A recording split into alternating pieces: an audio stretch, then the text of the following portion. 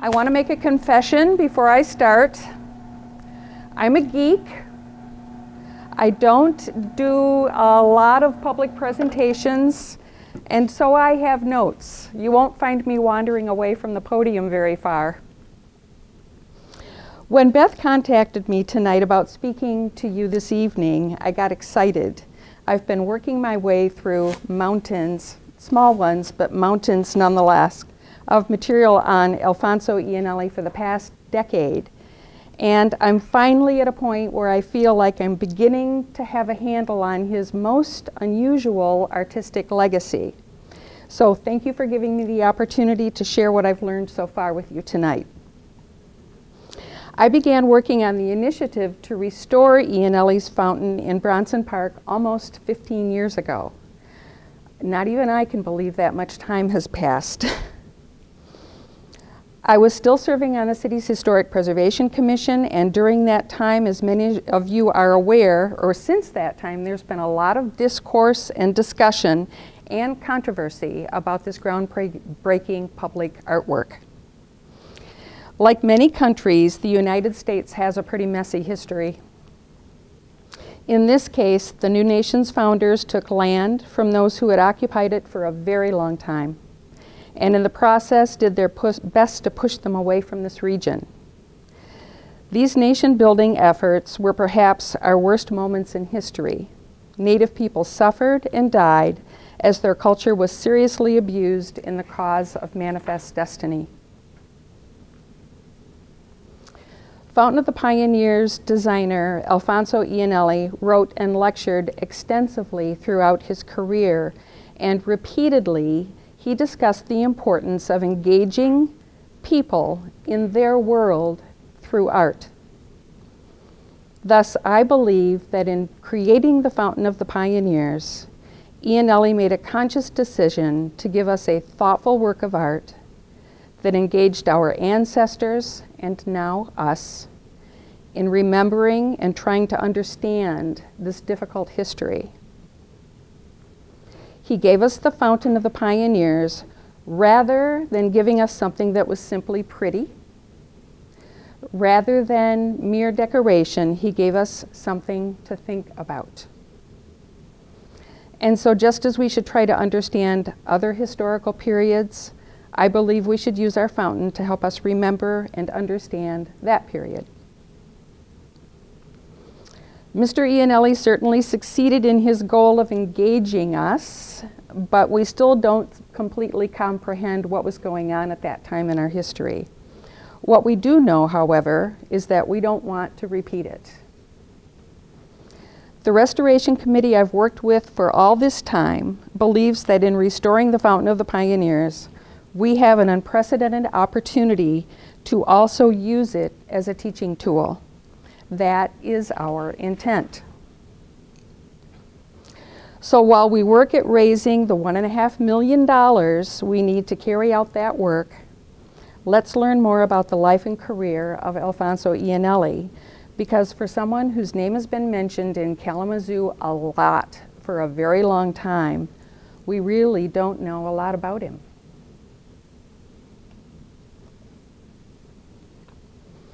This photo was taken in 1926, more than a decade after he had settled in the Chicago suburb of Park Ridge.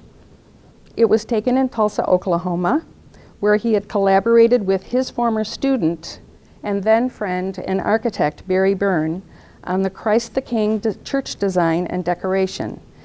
To me, it represents what I think I've come to learn about him. I interpret the look on his face as an expression of an open, engaging fellow with an inquisitive mind that was always running in high gear and always ready for the next challenge.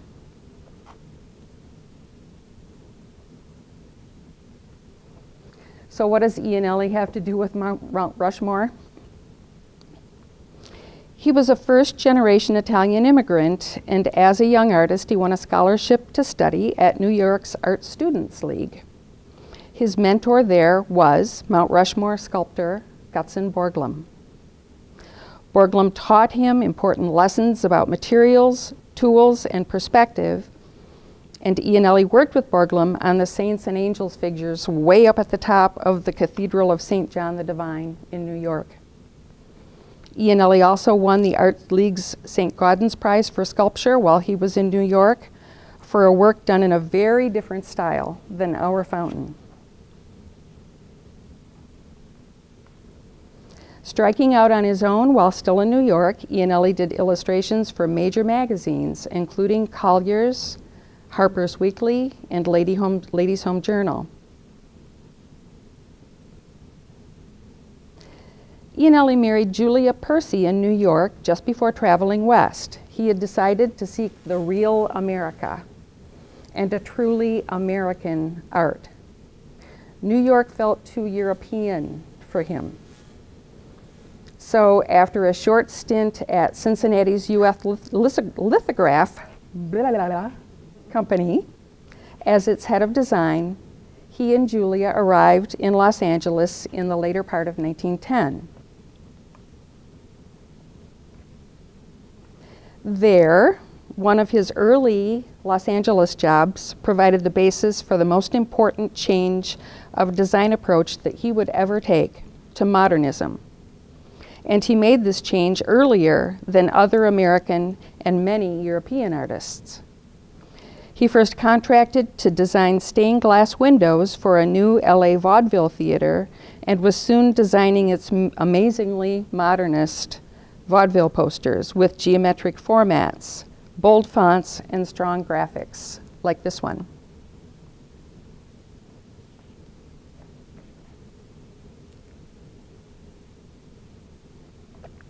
As he worked, his posters became even more strikingly modern.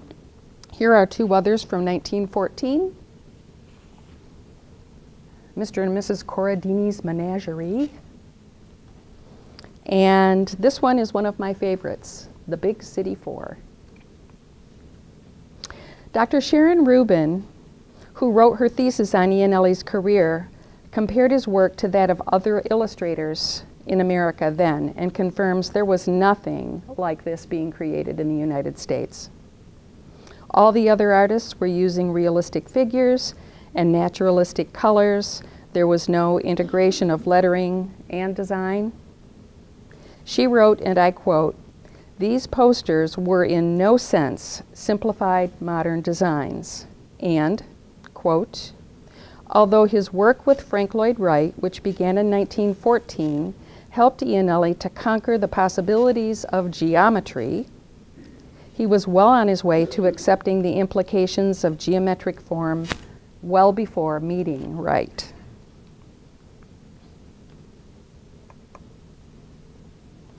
Although Iannelli had his own business in New York by the age of 18, he opened his first professional studio in LA. Soon after, Frank Lloyd Wright's sons, John and Lloyd, and their friend Barry Byrne, who had seen Iannelli's posters, tracked him down. John Wright, who worked for LA architect Harrison Albright, began collaborating with Iannelli, and the artist was soon designing architectural sculpture for a variety of projects, including this frieze maquette for Albright's Workingman's Hotel. Also during that period, Wright's sons communicated with their father about his talent, and Iannelli soon found himself in Chicago, working first with Wright, and later others of the Midwest's best-known architects. On February 12, 1914, Iannelli received a telegram from the senior Wright, who asked if he could come to Chicago to help him on sculpture models for a beer garden then under construction. Wright had seen how European avant-garde architects were using sculpture as an integral architectural component and understood that Iannelli was doing the very same thing in Los Angeles right then.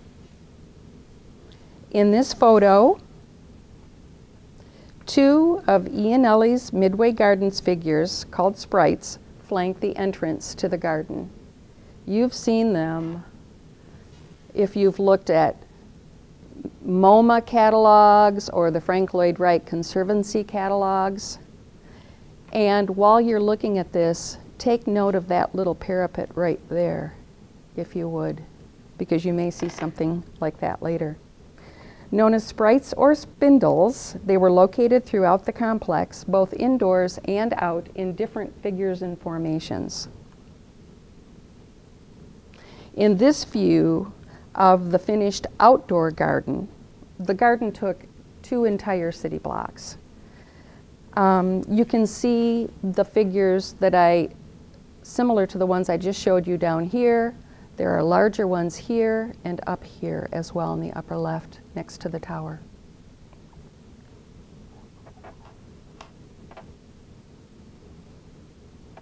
Here is a close-up of that line of them that we saw in the earlier figure. You can see they're facing in different positions or in different directions. Their hands are also in different positions, as are their heads. And here is a close-up of one of the sprites he designed for the interior garden. There were 4 of those. Through this collaboration with Wright, IANNELLI used the figures to demonstrate how design and craftsmanship partnered with a mature understanding of sculpture could be employed to make architecture better and sculpture accessible every day so people could interact with it without having to enter a museum. Although IANNELLI and Wright had a falling out over Wright's refusal to acknowledge IANNELLI's contributions in designing the sprites at Midway Gardens, and who didn't have a falling out with Frank Lloyd Wright? I think just about everyone did. Later, when Wright invited IANNELLI to collaborate on the Imperial Hotel project in Tokyo, IANNELLI declined. Then and later, this artist pushed modernism's development in an America that resisted it.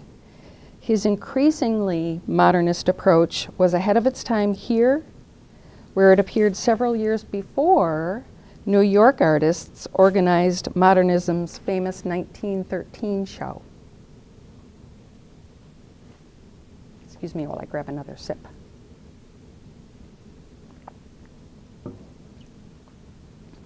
IANNELLI and his wife divorced before he went to Chicago to work for Wright, and upon his return to LA, he went back to work on his theater posters, but also considered working with the architects Albright, Wright's son John, and Irving Gill. Artist Margaret Spaulding had joined the studio as a designer before IANNELLI was called to Chicago to work for Wright, and they fell in love. Soon, they were Chicago-bound together to a place IANNELLI had learned about during his Midway Gardens experience and was no doubt attracted to by the arts and crafts, prairie, Chicago school, collective philosophies about design unity and craftsmanship.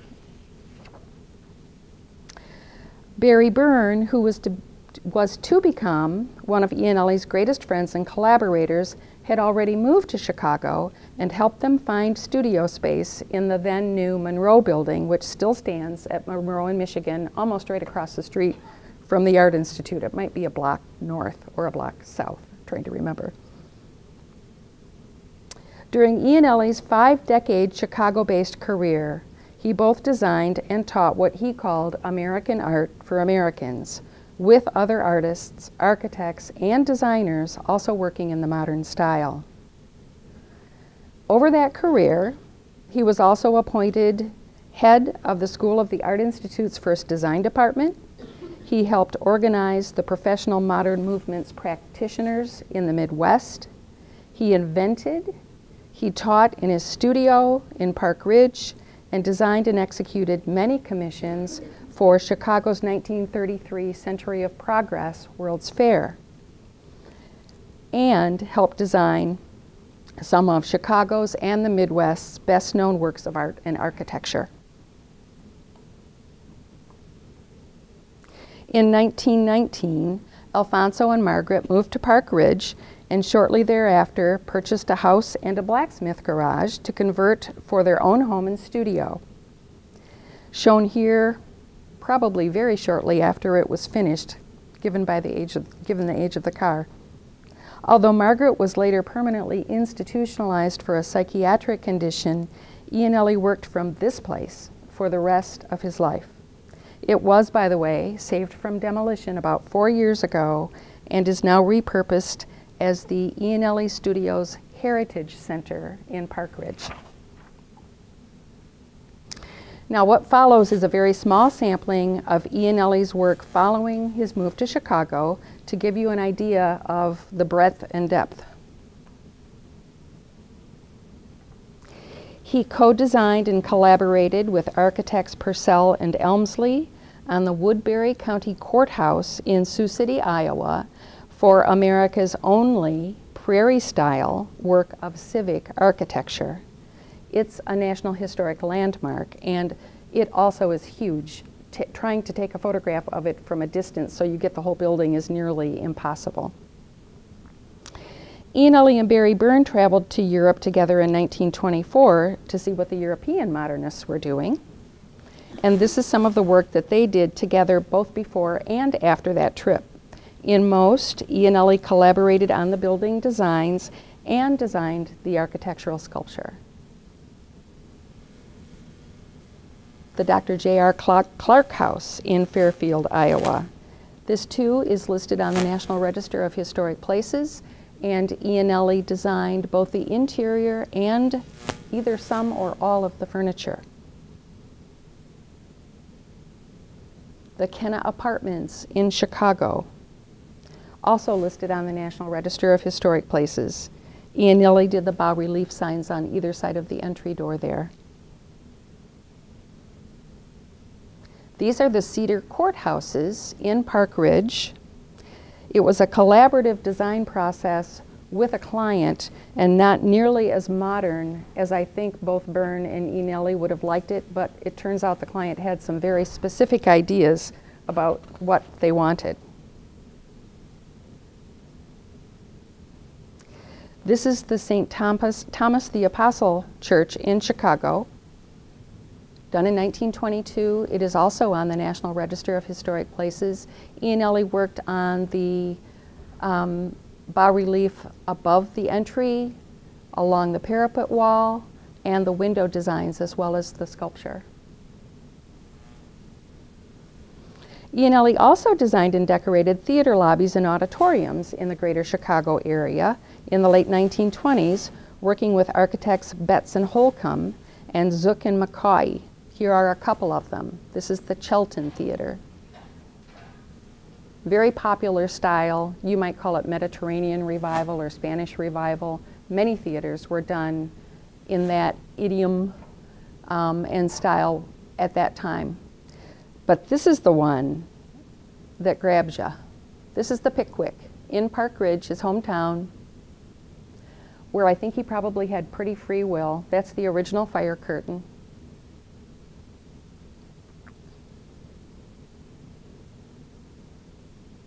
Iannelli was also committed to design education, and he experimented with a school while he was still in Los Angeles.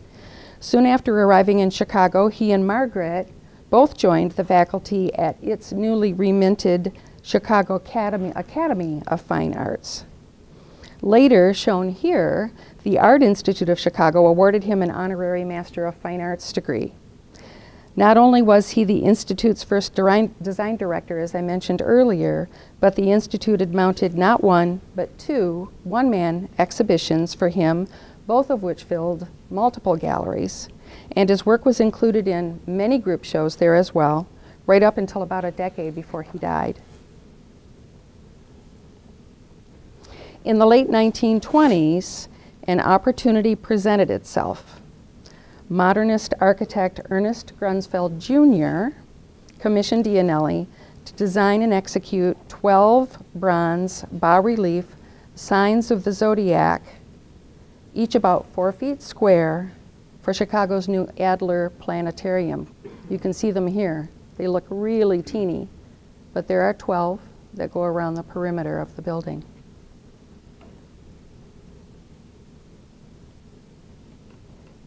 This is a series of 4 of them ganged together in a single shot. This work was a Chicago tour de force of Art Deco styling. It immortalized IANNELLI'S work in the city's newest museum and was one of Chicago's earliest Deco expressions. IANNELLI biographer David Jameson, who recently completed his work, which there's a copy there and one here as well, posits that although the Midwest was still not really ready to completely accept the fully modernist, abstracted figure, IANNELLI'S work continued pushing in that direction, and over the next decade we see it moving further and further toward that Deco WPA look that people associate with that period. This is an example of his work just 2 years later for Hammond, Indiana City Hall. You see how the figures are a lot more simplified and a lot more geometric, and they look like they want to break out of that frame that holds them in.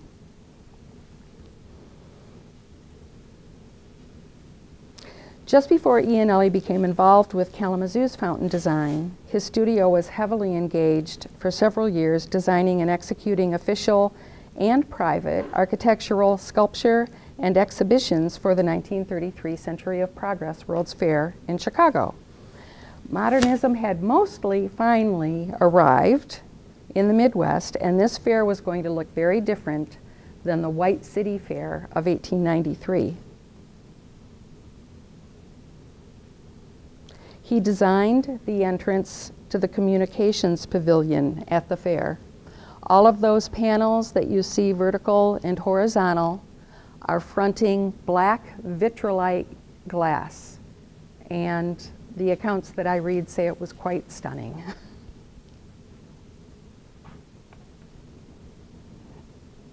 Here's a maquette close-up of that central panel. Do you see how it's abstracted and it's got all the squiggles and lines and chevrons that we associate with Deco work? He also designed a building for the fair. This was the Haviland Tower, and it's one of several exhibits and buildings that he worked on. He did them for other companies on a much smaller scale. By the way, this one actually told you what the temperature was at the fair. He also did exhibits for Radio Flyer, you know, Red Wagons, Radio Flyer, Wall Eversharp, Ruder Dental, and designed and executed an enchanted island for kids. He was also an active industrial designer between 1930 and the mid-1950s, working for Eversharp, Fairbanks Morse, Sunbeam, Bertman, Mueller Plumbing, Oster, and others. And he had many of his designs patented. One of the best of those, and my personal favorite, is the Sunbeam Coffee Master. I've never seen one all together. I've seen the tops and the bottoms. I happen to have a creamer and sugar holder that match this set, but I have never found the Coffee Master.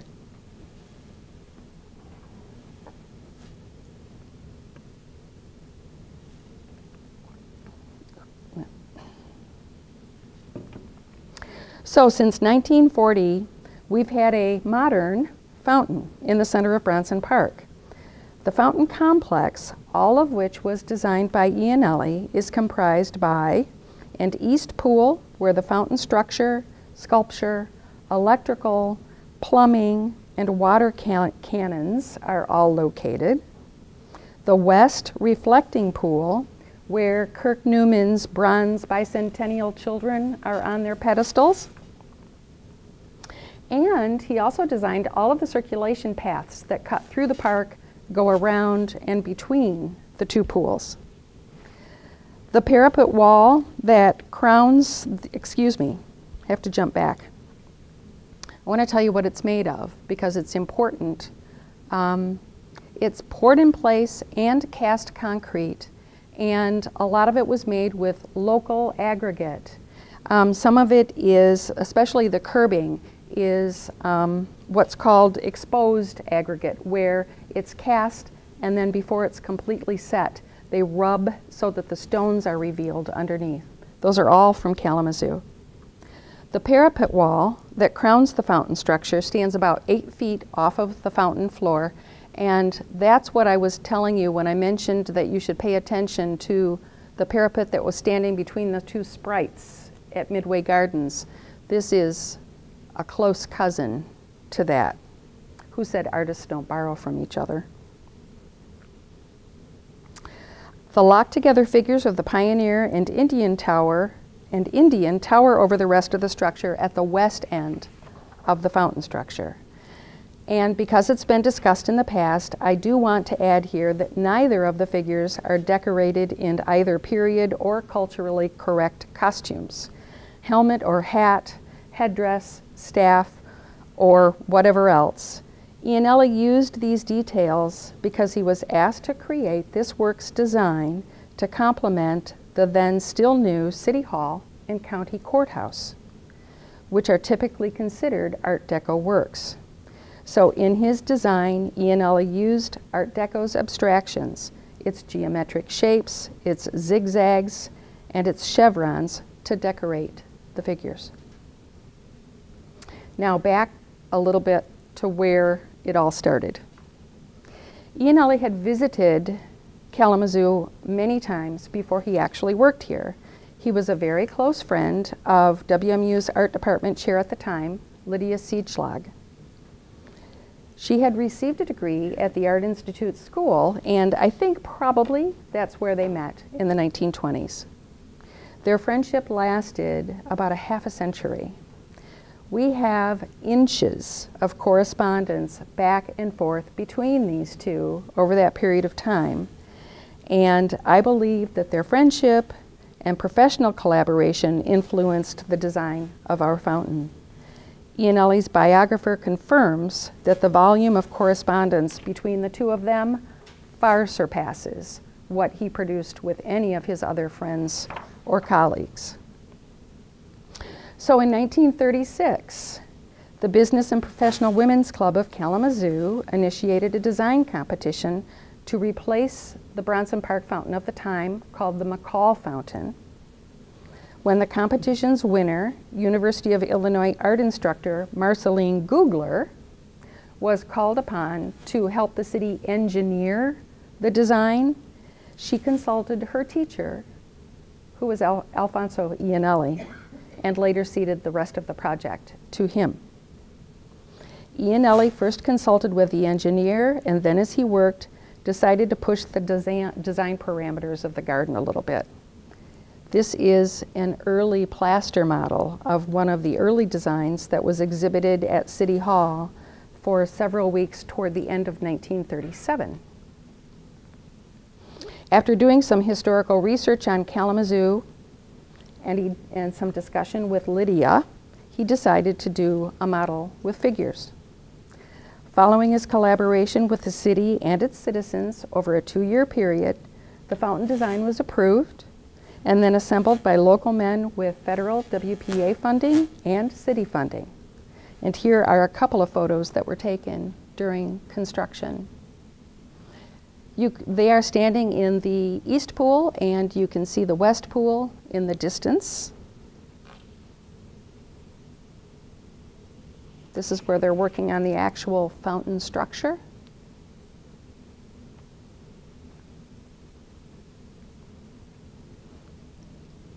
And here's the finished product from shortly after it was completed. You note how the figures of the Pioneer and the Indian seem to have been created almost by reduction rather than construction. It looks almost as like they were shaped by someone who stacked the blocks up on top of one another and then made a few really critical cuts. That's modernism. It's simplification and abstraction. Before the fountain was completed in November 1939, the Kalamazoo Exchange Club's monthly newsletter said, "The former fountain looked like a silo. We think this one looks like a cross between a German pillbox and a duck made out of cement." And that was just the beginning. Since then, the conversation has focused mostly on the pioneer and the Indian figures. They've been interpreted by the public, by professionals, written about, protested, and defended ever since, and that too is part of this story. And I'd like to point out that it is certainly not the first time a work of public art has been questioned or criticized or defended in the United States. In fact, it happens almost every time a public work of art is put up. The fountain was dedicated on June 6, 1940, and several months later, IANNELLI joined Seidschlag in interpreting it for the Kalamazoo Gazette. And this is what IANNELLI said. Regarding the meaning of the Fountain of the Pioneers, the scheme of the fountain conveys the advance of the pioneers and the generations that follow, showing the movement westward. The Indian is shown in a posture of noble resistance, yet being absorbed as the white man advances. The patterns of the parapet rail indicate the rich vegetation and produce of the land.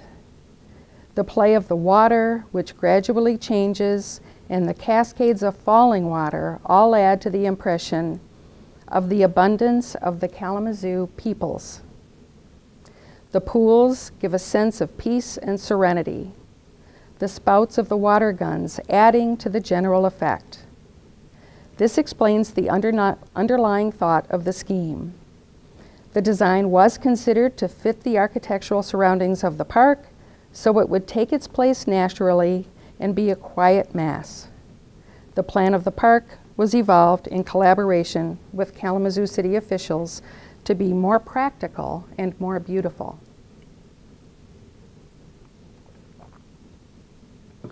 And this is what Lydia Seidschlag said, who, and I quote from the article, gave much valuable assistance in the construction of the fountain. She said, "Every community creates its own atmosphere or personality. The Bronson Park Fountain has considered its environment, and the symbolic forms of the pioneer absorbing or pushing the Indian westward has meaning to our community and to the Middle West." And in another later interview, Lydia got her chance to be heard again, as she often did from what I've learned. "This fountain has considered all the possibilities of what water may do. It shoots in the air like a geyser, falls in sprays, rushes over obstacles, and ripples and eddies onto still pools. It also considers the movements of people among, despite, and through the designs others have on them." I'd also like to share some subsequent interpretations and thoughts by others. From a 1961 Kalamazoo Gazette article, believed by some to be medieval knights. An article from 1985 in Michigan History magazine. Quote, "As the white man maps out the West, the Indian peers into the white man's heart." From a Kalamazoo Gazette citizen editorial in 2006. "The sculpture is a smug monument to the victory of white merchants and real estate agents." And another a week later. "It portrays an accurate account of American history from 1820 through 1890. And finally, from a June 1990 Kalamazoo Gazette article.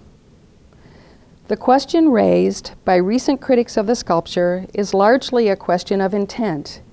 Did IANNELLI indeed conceive of his work as a crude monumental cackle of victory over Native Americans?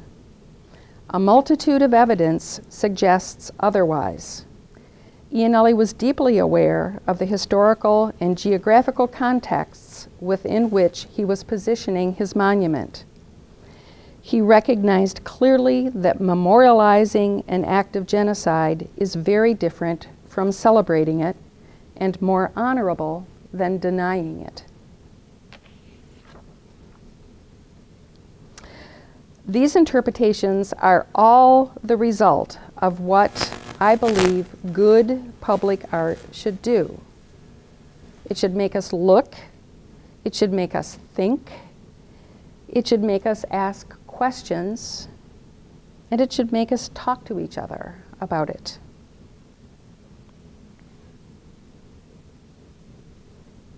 Iannelli believed that good art and design should engage the public, and he certainly succeeded in Kalamazoo. As well, he appears to be the only known American artist to create a design like the Fountain of the Pioneers, which addresses the topic of pioneers and Indians in this modernist physical but historically referenced way. I think he understood the relationship between Native Americans and pioneers differently than his predecessors or many of his contemporaries. In fact, in one of the few other public sculptures I've discovered that depicts figures of both in Newark, Iannelli's teacher, GUTZON BORGLUM, portrayed it very differently. It shows an Indian and a pilgrim walking away from each other in opposite directions. The Fountain of the Pioneers is the only Michigan work this visionary artist, architect, and designer created here. So I'd like to give you just a little update on where we are today on this project. The city's restoration committee, members of the public, and city staff have been working on the project since about 2000. The city has committed to restoring the fountain with the help of the restoration committee and the resolution group it formed about 7 years ago, as well as many other friends and supporters who have joined the effort along the way. Together, we concur that it's important to provide interpretation and education about the fountain's subject matter as part of the restoration plan. A year ago, the Kalamazoo Historic Preservation Commission conducted a fundraising feasibility study.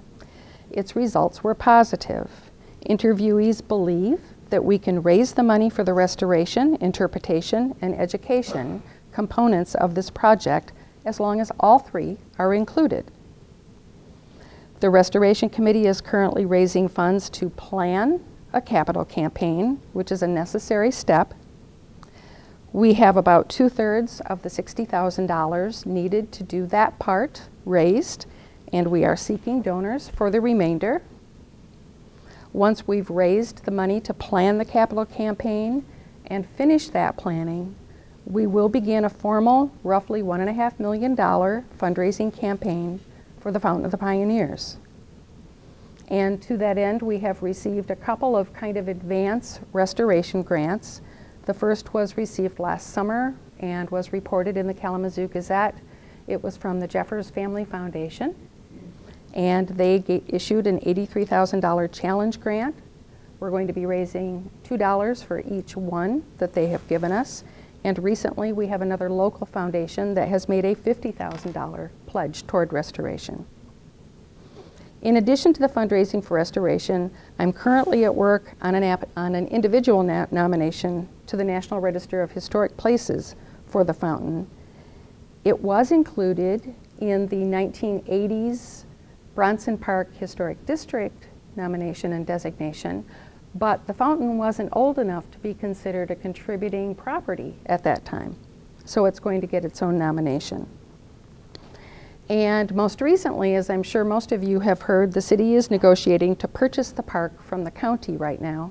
In fact, I think the county might be meeting tonight to decide whether or not they're going to extend a lease by 1 year so that they can come to agree. Yes? $1. That's great. It's hard to believe that for over 1.5 centuries, the city has done everything in the park that's ever been done to the park, but has not owned the park. So, before I finish, I mentioned the biography earlier. It was written by David Jameson in Chicago, who owns about 80% of Iannelli's job files and personal correspondence archive. It can be purchased locally through Kazoo Books if anyone is interested, but you should also know that KPL has a copy, and Waldo Library and Kalamazoo College also have copies in their libraries. This artist had an extraordinary career. He worked in a lot of different areas doing a lot of different things. And as it often happens, that career is just beginning to be understood and appreciated 50 years after he died. 2015 will be the 50th anniversary of his death. Kalamazoo is fortunate to have one of his works here in the heart of the city, and I hope you will all join us in making the restoration happen. Thank you. If you'd like to contact me, my information is there, and if I can answer questions, I will do my best.